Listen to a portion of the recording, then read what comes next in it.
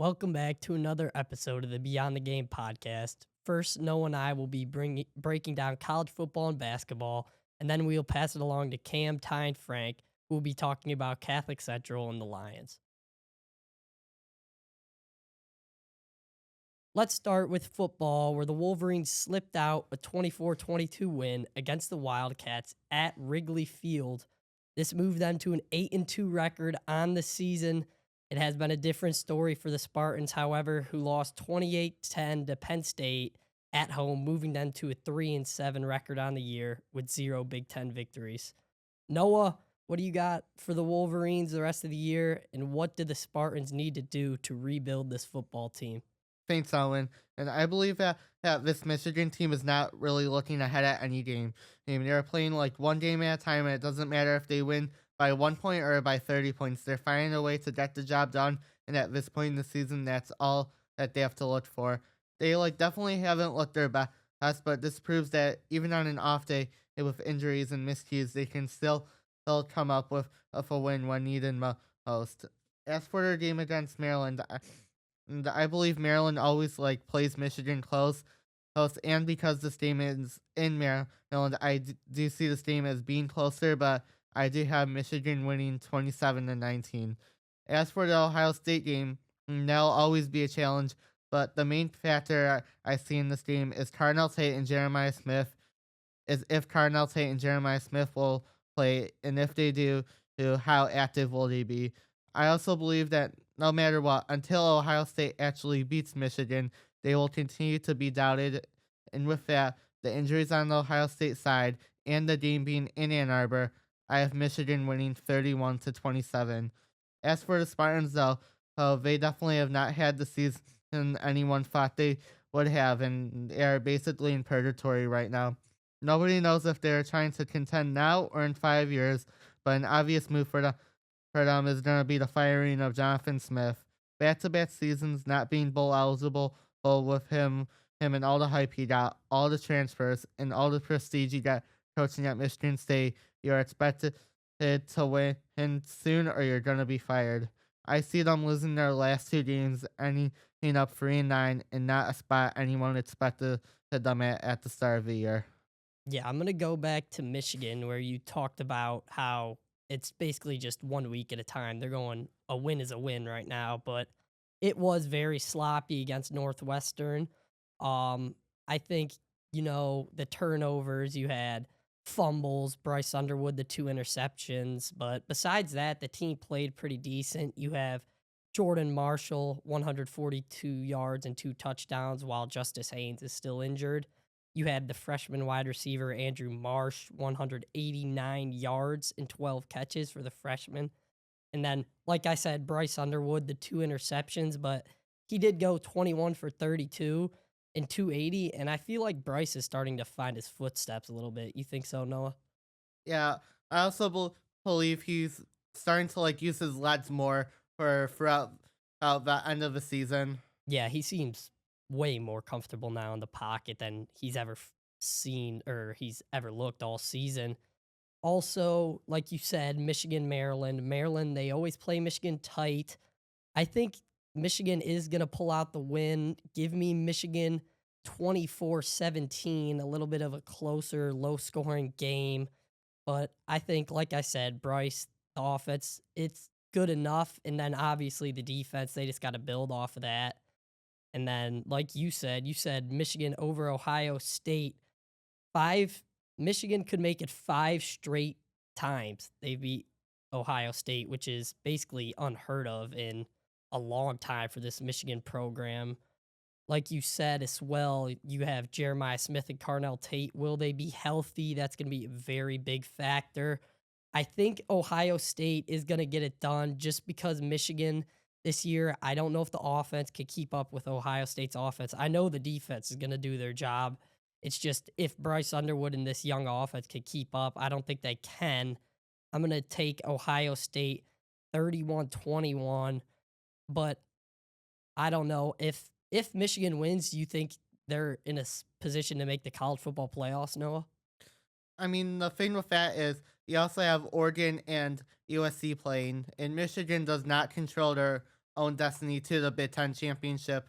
What they need to do is win out, and they need Oregon and USC to lose. But here's the thing now: if Michigan does go 10-2, and they don't make the Big Ten championship, I do have them in it. But if they go 10-2, make the Big Ten championship and lose, I do not see them in it. So I could see a scenario where Michigan fans might want to root for not being in the Big Ten championship because that's an extra game they have to play and an extra chance to be eliminated. Yeah, I completely agree with that. I feel like if Michigan were to make the Big Ten championship and then had to play somebody like it'd be Ohio State or Oregon probably. Indiana. Indiana, yeah, you're right. That would be a tough game for them. And then if you get another loss with the Big Ten championship, then there's basically no chance they're in the playoffs. But like you said there, if they go 10-2 and they don't have to play in the Big Ten championship, now they could slip into the back end of that college football playoff scenario. Like now I'm gonna flip it over to MSU. Like you said, Jonathan Smith, the $30 million coach, and I think it's time to pull the plug on Jonathan Smith. Like you said, Noah, I just feel like this Michigan State team has just been plagued ever since the Mel Tucker era and all that happened there. And I feel like they just need to flip a switch and completely go into rebuild mode. Uh, if I'm them, I'm going out. I'm getting a coach who can flip the culture around, start bringing in more W's, and quite frankly, just change this team. They need to win. They need to bring back their culture of winning, and they haven't done that since probably Kenneth Walker and his squad at Michigan State. So I think they're gonna miss the bowl game. They're gonna have to rebuild over the offseason, go out and hire a coach. I know there's not too many great college coaches right now, like on the market available, but you think obviously they have to go get a new coach. You said that too, Noah, right? Yeah. Yeah, completely. Michigan State, they're going to need to find something. They're going to need to find it fast if they want to start winning again. Now we're going to switch it over to basketball, where different story for the Spartans. They're coming off wins against San Jose State and Arkansas. The team starts to be clicking now for Izzo's squad, and they face several big tests in their non conference games with teams like Kentucky, North Carolina, and Duke. For the Wolverines, they find themselves also at 3-0, coming off two very close wins at Wake Forest and TCU. Noah, what has been your take on the two Michigan teams so far, and what do you think each of them will look to do to improve the rest of the season? On the basketball side, honestly, like both teams have looked good at times and they've looked shaky at times. Starting with the Wolverines, they beat Wake Forest and TCU both in close games. And although those aren't like the worst teams in basketball, you still want a more comfortable win. And they have been turning the ball over a lot, and that was a problem last season. And if they can keep the turnovers limited, they can have a great season and potentially make it to the Final Four and win the championship. As for the Spartans, since they have also looked shaky versus Colgate and San Jose State, but in their one real test so far versus Arkansas, they won, but their schedule will get tougher starting tonight versus Kentucky. I expect them to make it around the Sweet 16, and that could count as a winning season for them given the circumstances. Yeah, I'm going to start off with Michigan like you did, Noah. It's been pretty sloppy as of late, and you could tell that this is one of the most talented teams in the country. They have all the tools they need to make a national championship, but they haven't been playing at that national championship level right now. Like you said, they win by 4 against TCU. They win by 1 against Wake Forest. And quite frankly, it's a little bit unacceptable at that point when you're ranked that high and to be playing these teams this close, kind of playing down to their playing field. Like you said, the turnovers, 21 turnovers against TCU. TCU only had 10. That's 11 more turnovers. I mean, they still win the game despite that, but you just got to clean it up if you're Dusty May and the Wolverines. What do you think, Noah? Like honestly, for that TCU game, it looks like TCU was the better team for a majority of that game. Michigan like really just started clicking in the final like 8 minutes of that game. Um, so Yeah, it just seemed like Michigan was just bigger than them with they were just dominating the rebounds, but I'm pretty sure TCU might even had a better field goal percentage on Michigan in the game. You might need to check me on that, but it felt like TCU was just out shooting Michigan, quite frankly, and it just felt like Michigan was just I mean, they're the bigger team, but you can't be that undisciplined with 21 turnovers. And then, I mean, against Wake Forest, they got the win. There was some bright spots with Elliot Kadu going for 17 points, Ade Mara, the big man from UCLA, 18 points. And against TCU, they kind of spread it out a little bit. Nobody really carried the team in scoring. It was just pretty spread out. Like I said, Michigan, they're going to face a test next week too. They're going to have a rematch of the Sweet 16 against Auburn. They don't play any other great conference opponent or non-conference opponents, excuse me, besides Auburn, but that's going to be a big test. Noah, what do you see for that game? I mean, this Auburn team again, not the same team that they were last year. And again, in that Auburn game, Michigan was the dominant team for most of that game. They just couldn't handle it at the end. And I do have the stats for them. The TCU game, Michigan shot 43% from the field. TCU shot 37%. Oh, so we did outshoot them. That's kind of crazy that you only win by 4 against TCU and you outshoot them by 6% from the field. That's why the turnovers, you just forced to shoot less times when you turn the ball over that much. They shot 9 more shots, so that's one of the reasons that they like scored more. Yeah, They out rebound us. really. Wow. Or on like the offensive side, they're able to get offensive rebounds and force more turnovers. Yeah, they just got to become more disciplined. They got to pick it up a little bit.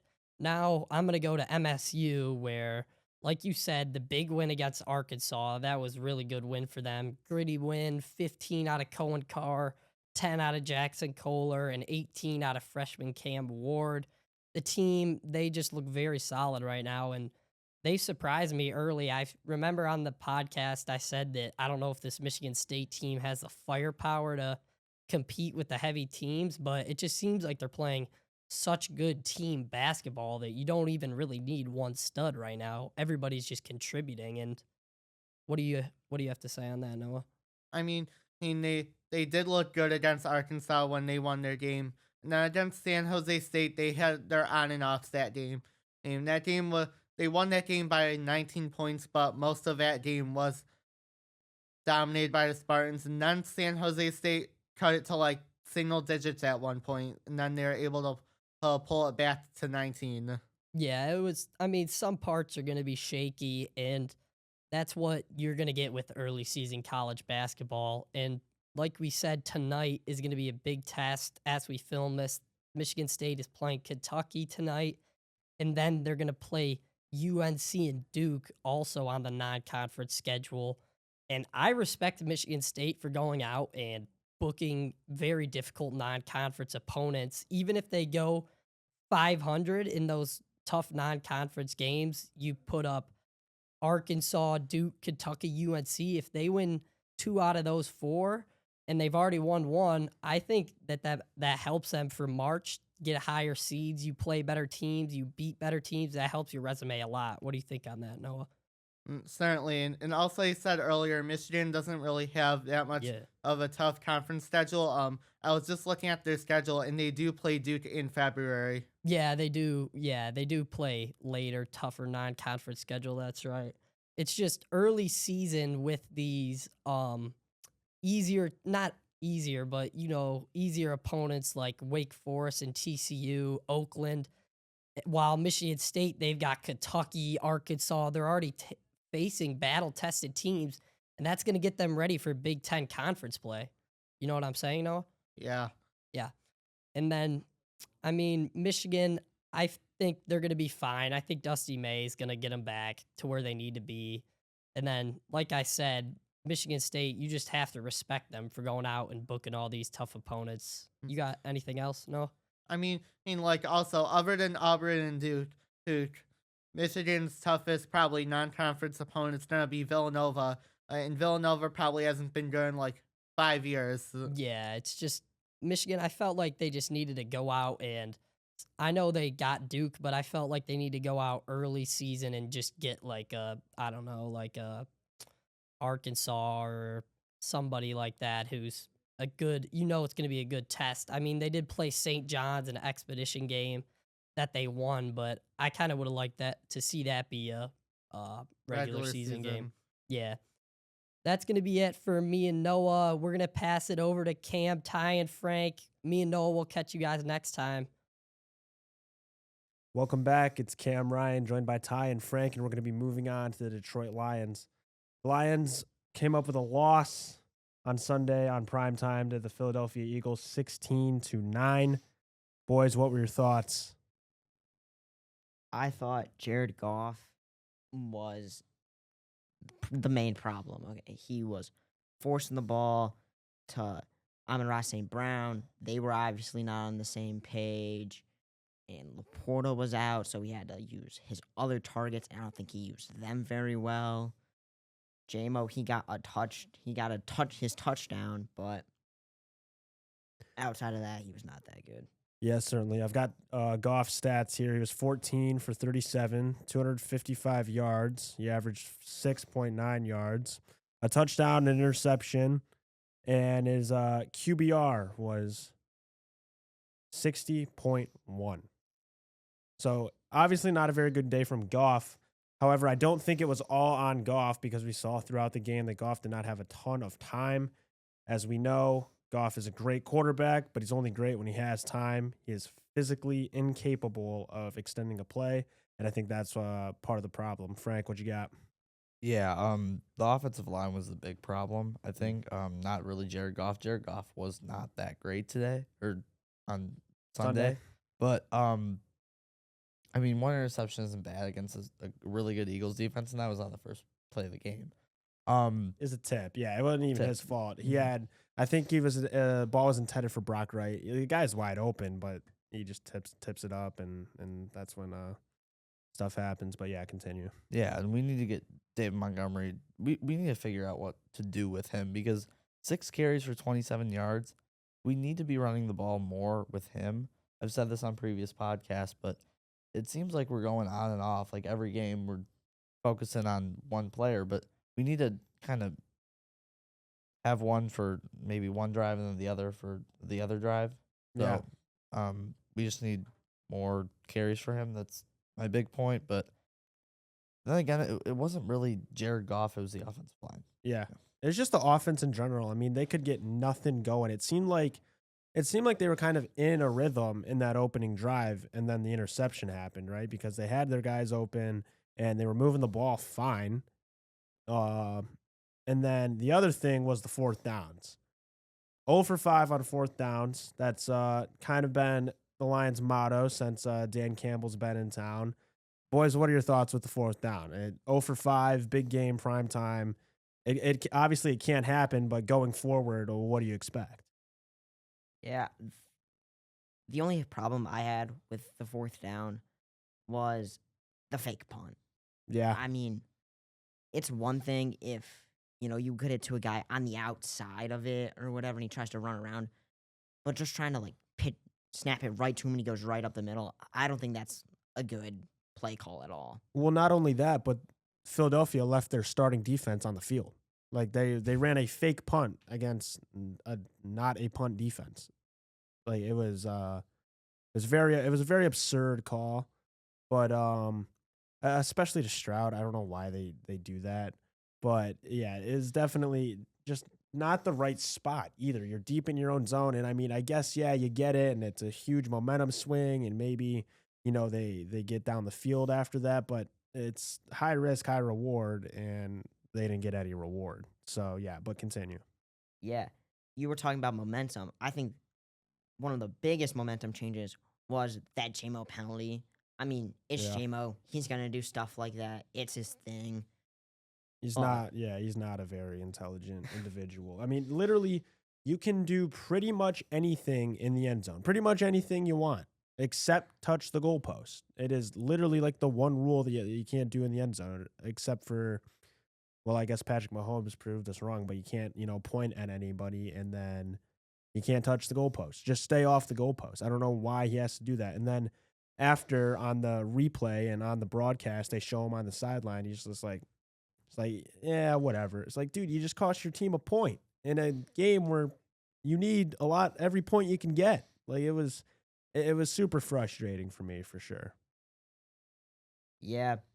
And with that, instead of being down 7, you're only down 6. So all you need is a touchdown. You don't need the touchdown extra point. So you have more flexibility, I feel, than needing to get that touchdown. You can get 2 field goals as well. So you have to do is get really within field goal range. The wind, Jake Bates, 1 for 3. Yeah. Everything was a factor, and for J-Mo to do another selfish thing like he does all the time, it had no place in that game. Frank, what are your thoughts on 4th down, momentum, J-Mo, kind of the whole bit? Yeah, I don't mind the 4th down calls by Dan Campbell. It was just poor execution by the players. Yeah.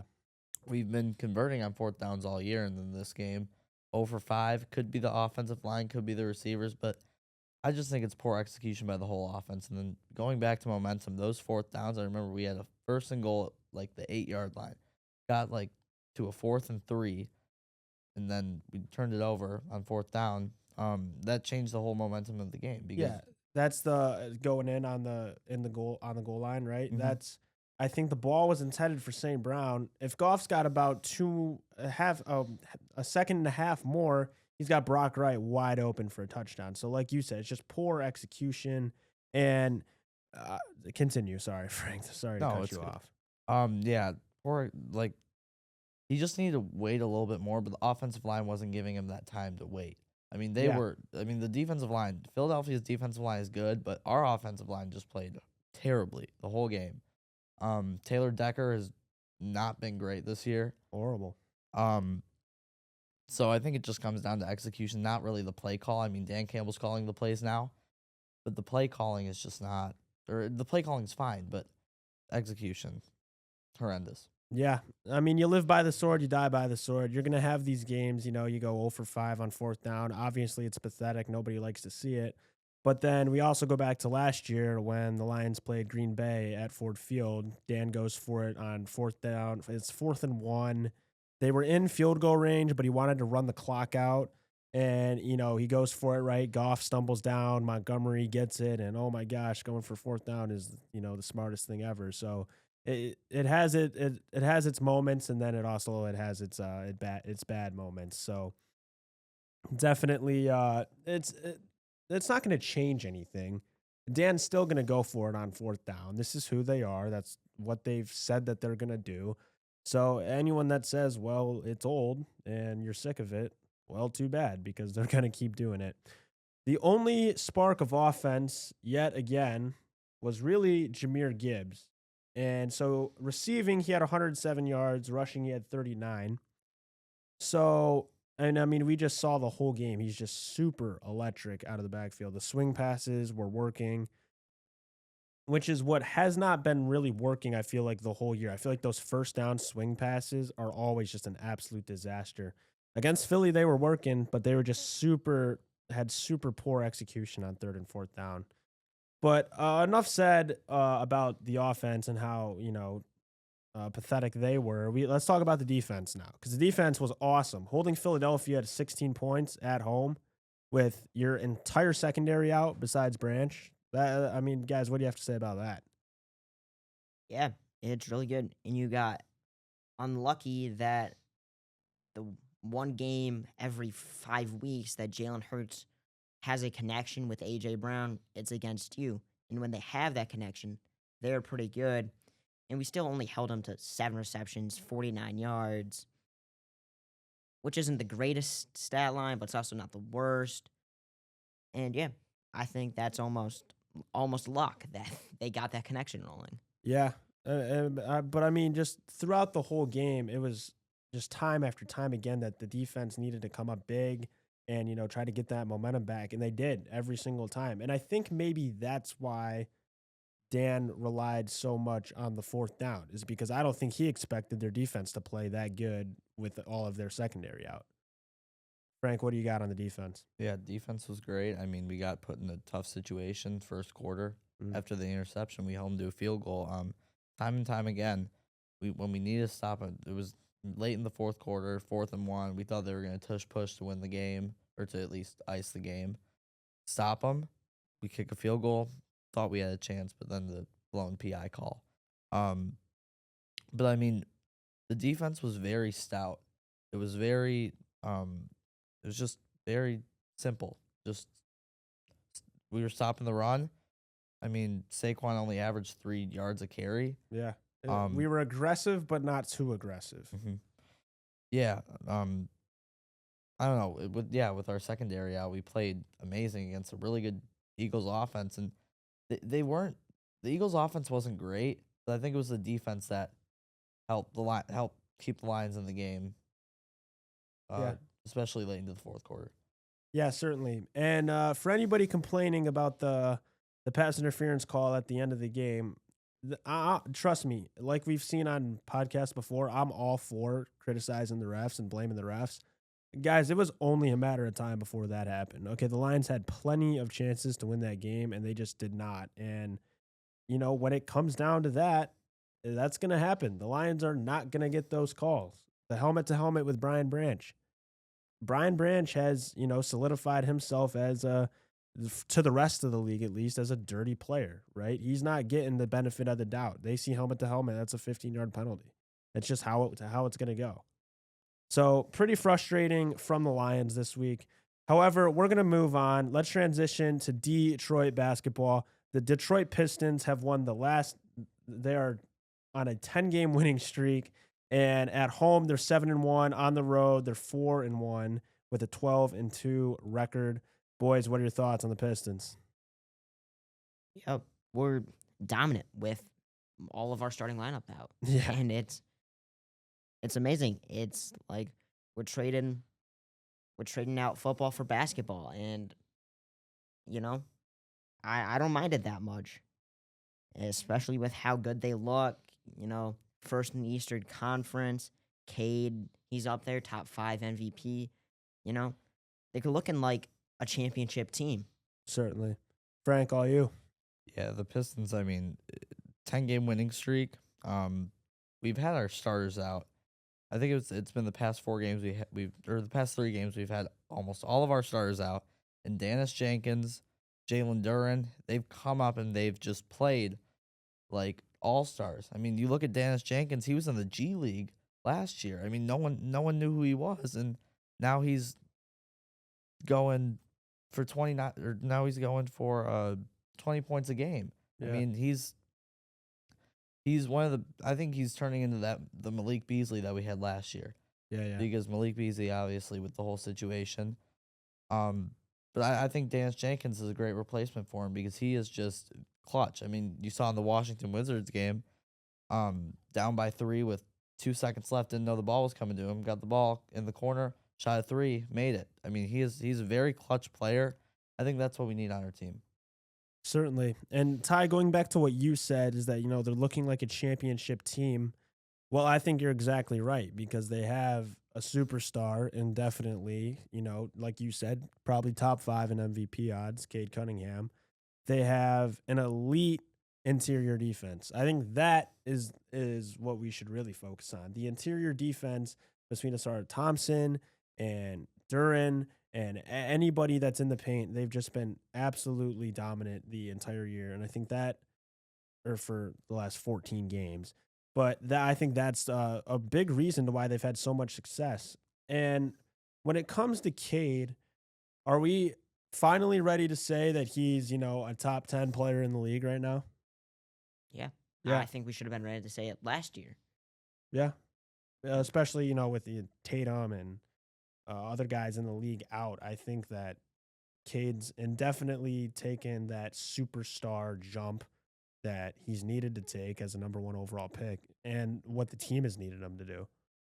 So certainly anything else from you guys on the Pistons? Yeah. I mean, he's certainly weird to stop. He doesn't necessarily play really conventional. He's very loose with Yeah. with his shot when he's going up for the layup, And that's just got to be weird to stop for this defense, and that makes him so much better when you can't when there's no way to stop him. There's no way to stop him, and he's going to score points. Yeah. Frank. I mean, whenever he has the ball, it looks like the defense is scared. Almost looks like they're trying to double him or at least keep him from getting inside the post, because once he's inside the post, he's getting that bucket. Oh, yeah. I mean, his stats don't show. I mean, he's averaging 27, 5, and 10, but his stats don't. I mean, Jokic is averaging 30, 32 a game, but I mean, his stats don't show that he's top 5. That he's a top 5 player, I think, in the league. But when the team is as good as they are and you're the superstar, I think that can kind of make up for the stats. I think that's kind of where I mean, I'm obviously not ready to say that Cade's a top 5 player in the NBA. I think top 10 at 10 is a perfect spot for Cade. yeah, you're right, because the team, they're playing great. I mean, we don't need Cade to do everything for us. Yeah. We have so many other guys to play, but I think he's definitely nearing that. I think he's getting close to being top 5 in the league, or at least MVP voting. Certainly, yeah. And when it comes to Vegas, I'm pretty sure he's up there definitely within the top 10, maybe the top 5. I'm not entirely sure. But thank you guys so much for tuning in to the Beyond the Game Sports Podcast presented by the Detroit Catholic Central Podcast Network. We'll catch you guys in 2 weeks, break down all sports coverage. I'm Cam Ryan, joined by Ty, Ryan, and Frank Lindsay. Have a good one.